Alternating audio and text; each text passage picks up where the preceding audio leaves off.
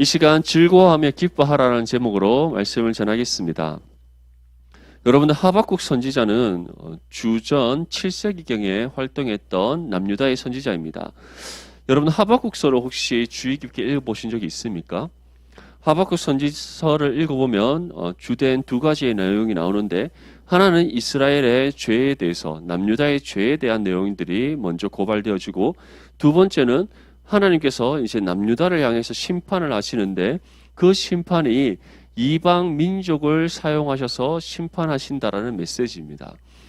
남유다의 입장에서, 하나님의 언약 백성인 이스라엘의 입장에서 다른 이방 민족을 사용하여 심판한다는 것, 그것이 그들에게는 굉장히 충격이었어요. 하나님의 언약 백성인데, 하나님께서 구별되게 선택한 민족인데, 하나님께서 그들에게 복을 주시기도 약속하셨고, 그리고 너희는 나의 백성이고 너희를 통해서 하나님께서 큰 민족을 이루겠다 하셨는데, 하나님께서 그것도 하나님께서 친히 벌하시는 것이 아니라 이방 민족을 사용하여서 심판하신다는 것, 그것은 이스라엘 입장에서는 받아들일 수 없는 일, 너무나 치욕스럽고 불경스러운 일이었습니다. 하박국 선지서를 읽어보면 하박국이 하나님 앞에 계속해서 탄원하는 게 있습니다. 그것이 무엇이냐면, 하나님 어떻게 이방 민족을 사용해서, 그것도 저 갈대아인, 지금 남유다의 입장에서 봤을 때는 이제 막 일어난 신흥 도시 국가에 불과한 그 갈대아인들을 사용하여서 어떻게 우리를 심판할 수 있습니까? 어떻게 저렇게 불경하고 또 하나님 앞에 죄악된 민족을 사용하여서 우리를 더럽힐 수 있습니까? 그렇게 탄원합니다. 그런데 하나님의 뜻은 분명합니다. 너희는 그들을 통해 나의 심판을 받기에 마땅하다. 그만큼 너희가 하나님 앞에 너무나도 큰 죄를 범하였고 그 길에서 돌이키지 않았다.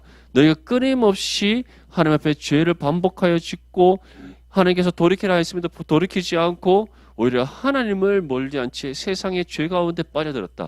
그렇기 때문에 이미 너희는 거룩한 백성이 아니라 죄인된 존재이고, 그러한 너희를 심판하기에 저 갈대아인을 사용하는 것, 바벨론을 사용해서 그들을 심판하는 것은 합당하다라고 하나님께서 말씀합니다.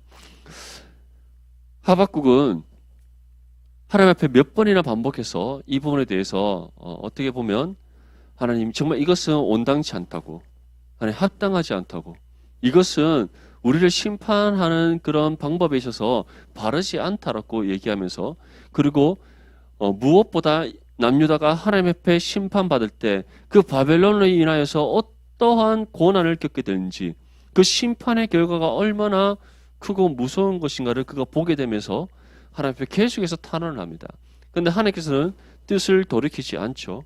결국에는 하나님께서는 바벨론이라는 그 나라를 사용하셔서 남유다를 심판하시는 그 하나님의 심판을 행하십니다. 그런데 하박국 선지자는 처음에는 그 뜻을 꺾지 못하는 거예요.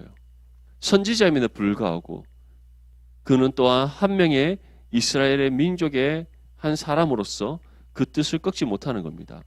그런데 하나님께서는 계속해서 말씀하시는 것이죠. 반복적으로 이스라엘 죄를 고발하고, 그리고 바벨론을 통해서 심판받기에 그들이 왜 합당한지에 대해서 말씀을 전하시고, 그리고 무엇보다 그 심판이 그들을 멸망시키기 위한 것이 아니라 그들의 모든 죄를 깨달아 회개하여 돌이키시기 위한 하나님의 방법이었다는 것을 보여주고 있습니다. 오늘 하박국 선지자에게 전한 이 심판의 메시지, 그 결론의 끝에는 이제 하나님을 향한 하박국의 기도가 나옵니다. 우리가 읽었던 이 본문은 바로 하박국의 기도의 마지막 단락입니다.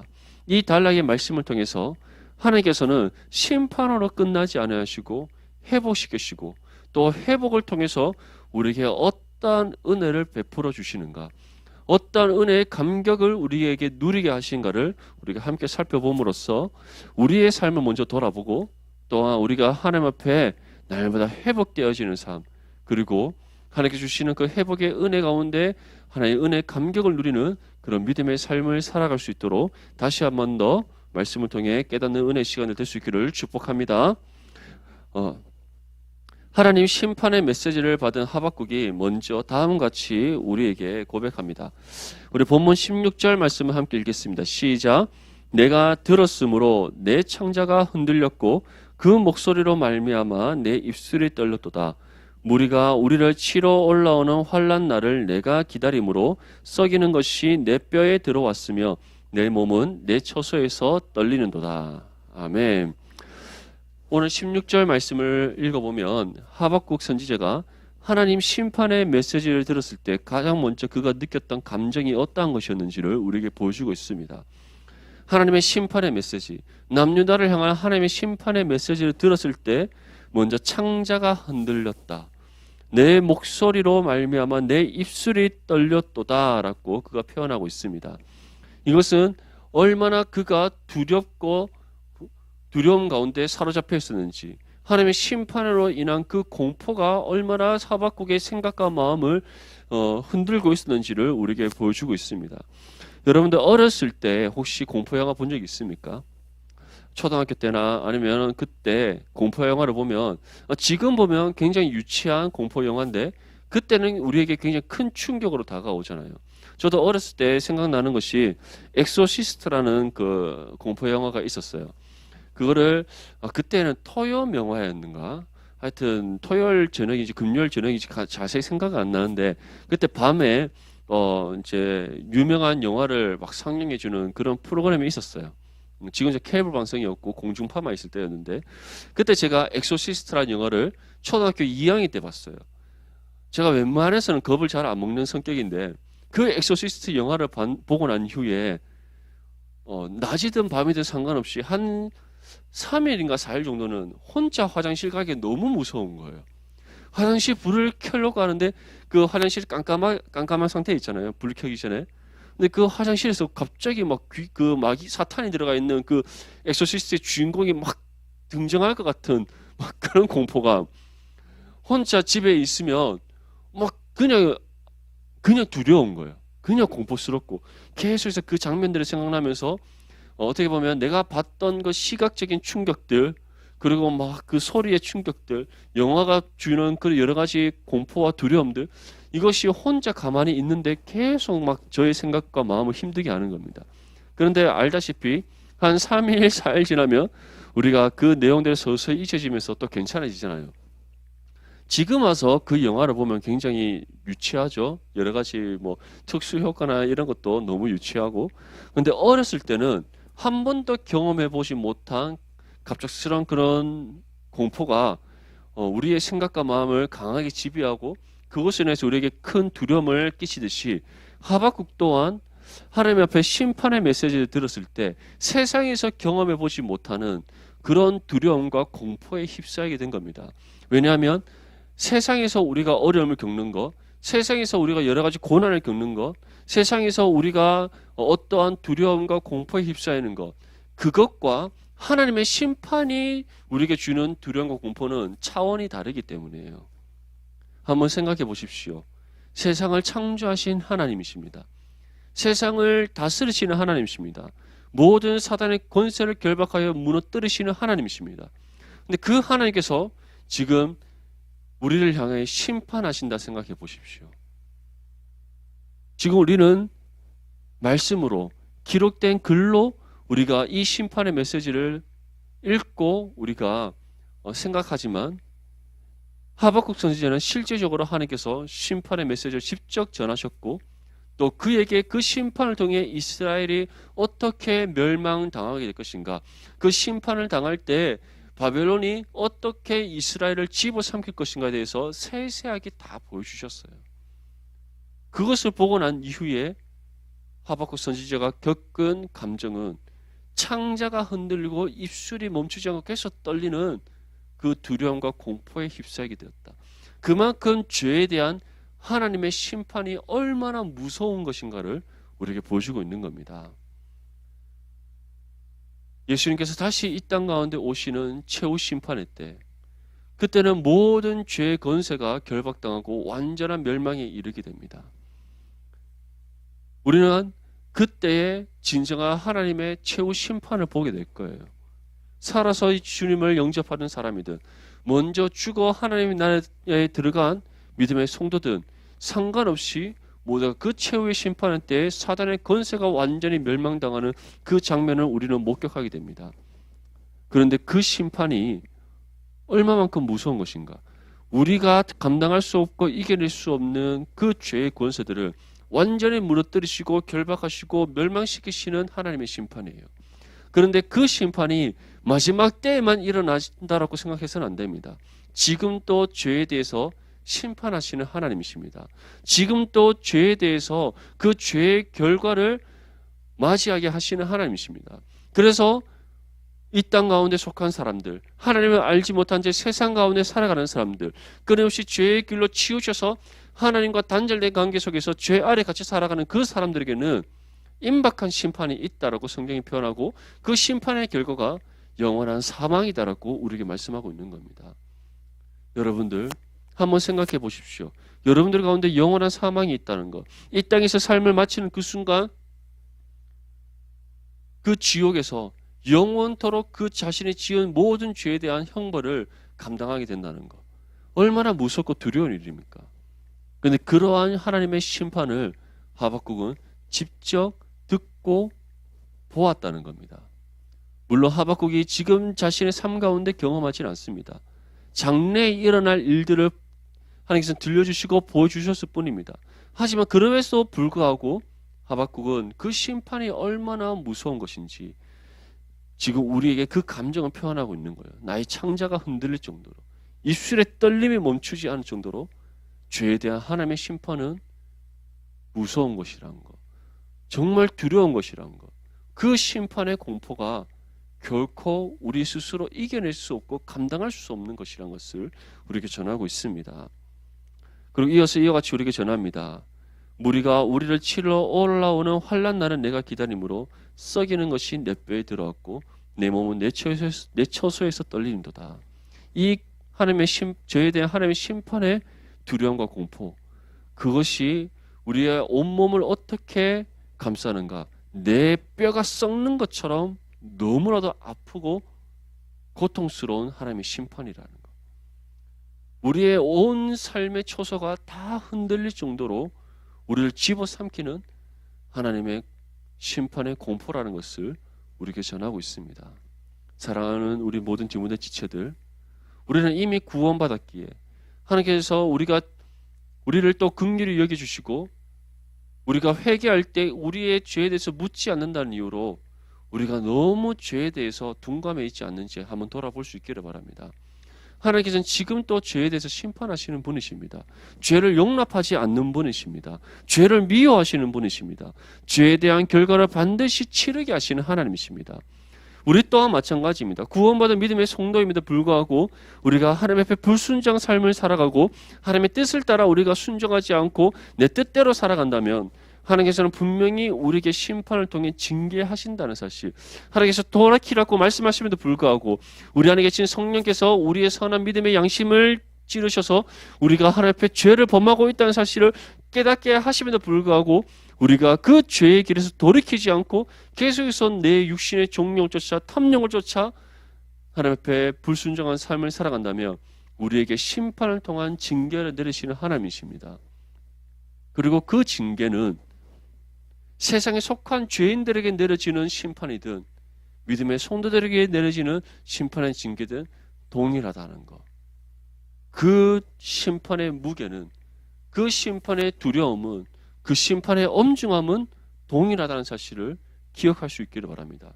우리가 이 사실을 잊지 않고 기억한다면 하나님 앞에 불순종했을 때 또는 그 가운데 하나님께서 말씀을 통해 우리에게 그것이 죄라는 사실을 깨닫게 하셨을 때 우리는 즉각적으로 우리의 걸음을 돌이켜 하나님 앞에 회개하며 나아갈 수 있습니다. 우리가 정말 심령을 통곡하며 하나님 앞에 회개할 때 하나님께서 우리의 죄를 묻지 않는다 분명히 약속하고 있습니다. 왜냐하면 예수님께서 이미 우리의 모든 죄의 문제를 해결해 주셨고 우리의 모든 죄의 값을 갚아 주셨기 때문이에요. 그래서 하나님께서는 예수 그리스도의 십자가의 공로를 보시고 우리의 죄를 묻지 아니하시고 용서해 주시고 회복시켜 주신다 약속하고 있는 겁니다. 사랑하는 우리 모든 디모데 지체들, 언제나 하나님 말씀 앞에 우리의 삶을 점검하고 우리가 하나님의 심판이 얼마나 무섭고 두려운 것인가를 날마다 기억하면서 우리의 모든 지은 죄를 날마다 하나님 앞에 회개함으로 회복하심의 은혜를 받는, 용서의 은혜를 받는 저와 여러분들이 될 수 있기를 바랍니다. 우리 본문 17절과 18절 말씀을 함께 읽겠습니다. 시작. 비록 무화과 나무가 무성하지 못하며 또 포도나무에 열매가 없으며 감람나무에 소출이 없으며 밭에 먹을 것이 없으며 우리의 양이 없으며 요양간에 소가 없을지라도 나는 여호와로 말미암아 즐거워하며 나의 구원의 하나님으로 말미암아 기뻐하리로다. 아멘. 이 말씀은 하나님의 심판을 받은 그 이스라엘 백성들이 이후에 이제 그들이 하나님 앞에 들어지는 신앙의 고백을 지금 하박국이 먼저 우리에게 전하고 있는 겁니다. 지금 무엇이라 말씀하고 있습니까? 무화과 나무가 무성하지 못하다. 포도나무에 열매가 없다. 감람나무에 소출이 없다. 밭에 먹을 것이 없다. 우리의 양이 없다. 외양간에 소가 없다. 이것은 곧 바벨론으로 인해 하나님 앞에 심판을 받았을 때 이스라엘 백성들이, 남유다 백성들이 자신의 모든 것을 다 잃어버리게 되는 그 상황을 보여주고 있습니다.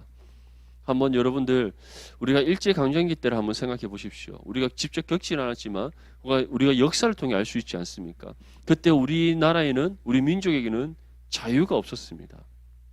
우리가 이 땅 가운데 주권을 잃어버렸습니다. 그리고 우리의 가진 모든 소유가 실제적인 우리의 것이 아닌 우리를 지배하고 있는 바로 그 일본에 속해 있었습니다.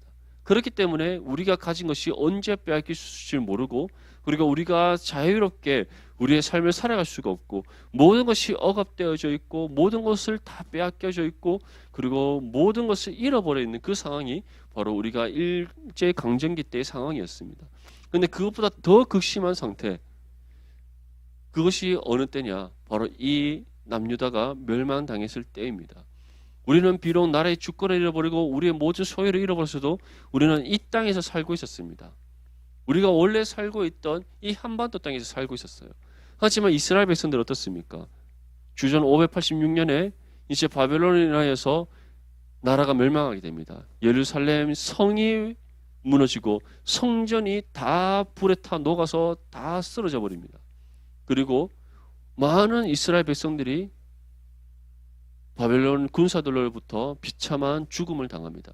그리고 남겨져 있는 그 소수의 사람들이 이제 정말 수천 킬로 떨어져 있는 그 바벨론으로 포로로 잡혀가게 됩니다. 마지막 왕이었던 느부갓네살은 자신의 눈앞에서 자신의 모든 자식들이 죽임을 당합니다. 그리고 시드기야 왕 그 자체도 두 눈이 뽑히고 양발과 양손에 쇠고랑이 차서 백성들이 보는 앞에서 포로로 잡혀갑니다. 정말 아주 비참한 상태. 나라의 주권을 잃어버리고 나라가 무너진 것을 끝나지 않고 나라의 영토까지도 다 빼앗겨서 그 땅을 떠나 정말 먼 이방 나라에 가서 살 수밖에 없는 그러한 상황에 처한 사람들이 바로 이스라엘 백성이었다는 것이죠. 그런데 하나님께서는 무엇이라 약속합니까? 너희가 즐거워하고 기뻐하게 될 것이다. 모든 것을 다 잃어버리고 먼 이방 나라에 가서 너희가 살게 된다 할지라도 그 가운데 너희는 분명히 즐거워하고 기뻐하게 될 것이다. 누구로 인하여서? 만군의 왕이신 하나님으로 인하여서, 우리의 구원자 되시는 하나님으로 인하여서. 너희가 지금 비록 모든 것을 잃어버리고 다른 나라에서 포로의 삶을 살아간다 할지라도 내가 너희와 함께함을 너희가 다시 깨닫게 됨으로써 나로 인해 너희가 즐거워하게 될 것이다. 내가 너희에게 베풀어주는 구원으로 인해서 너희가 기뻐하게 될 것이다. 분명히 우리에게 약속하고 있습니다. 이 약속의 말씀은 우리에게도 동일하게 적용되는 말씀입니다.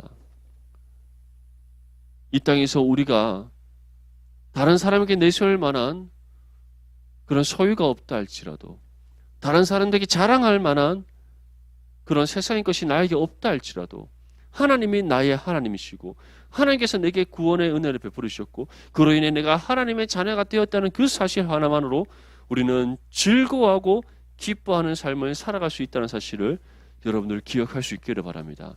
세상에서 아무리 많은 재물을 가지고 아무리 강한 권력을 갖고 내가 아무리 세상에서 남들에게 자랑할 만한 명예가 있다 할지라도 내가 하나님과 아무런 상관없는 죄 가운데 살아가고 있다면 그 모든 것이 헛되고 헛되며 헛되고 헛되다는 사실을 여러분들 깨달을 수 있기를 바랍니다. 왜 솔로몬이 전도서를 기록하며 가장 첫 번째로 우리에게 전한 것이 세상에 속한 모든 것이 다 헛되고 헛되며 헛되고 헛되다라고 우리에게 전했겠습니까? 그가 모든 것을 다 가져봤지만 모든 것을 다 누려봤지만 하나님이 나와 함께 하시지 않는다면 그리고 그것이 하나님 뜻에 합당하지 않는다면 그 모든 것이 부질없기 때문입니다. 우리가 이 땅에서 삶을 마감하는 그 순간 세상에 속한 모든 것은 우리와 우리의 소유가 아니기 때문입니다. 우리의 손에서 다 잃어버리게 될 것이고 다 떠나가게 될 것이고 나의 죽음과 함께 육신의 죽음과 함께 그 모든 것은 더 이상 나와 상관없는 것이 되기 때문이에요. 하지만 하나님은 영원토록 우리와 함께 하시는 분이십니다. 하나님께서 우리에게 베풀어 주신 구원은 영원토록 우리에게 임한 회복하심의 은혜입니다. 그리고 그 구원과 함께 하나님께서는 우리에게 하나님의 나라에서의 영원한 삶을 우리에게 약속하셨습니다. 그렇기 때문에 우리는 그 사실을 믿고 살아가기에 그리고 그 은혜를 지금 우리의 삶 가운데 경험하며 살아가기에 그리고 그 가운데 하나님께서는 열매를 맺게 하시고 그 열매를 통해 하나님께서 우리에게 주신 그 은혜와 복이 가장 귀하고 값진 것이란 것을 우리에게 깨닫게 하시기에 우리는 그 하나님과 하나님께서 베풀어 주신 구원으로 인하여 즐거워하고 기뻐할 수 있는 것입니다. 언제나 우리 모든 디모데 지체들이 하나님으로 인하여 즐거워할 수 있기를 바랍니다. 하나님께서 베풀어 주신 그 구원의 은혜로 인하여서 기뻐할 수 있기를 바랍니다. 또 그 즐거움과 기쁨을 항상 하나님께 감사함으로 영광 올려드리는 저와 여러분들이 될 수 있기를 축복합니다. 우리 마지막으로 19절 말씀을 함께 읽겠습니다. 시작. 주 여호와는 나의 힘이시라. 나의 발을 사슴과 같게 하사 나를 나의 높은 곳으로 다니게 하시리로다. 이 노래는 지휘하는 사람을 위하여 내 수금에 맞춘 것이니라. 아멘. 하나님께서는 이 약속의 말씀과 같이 포로 70년 이후에 이스라엘 백성들을 이제 다시 자신의 고국으로 돌아오게 합니다.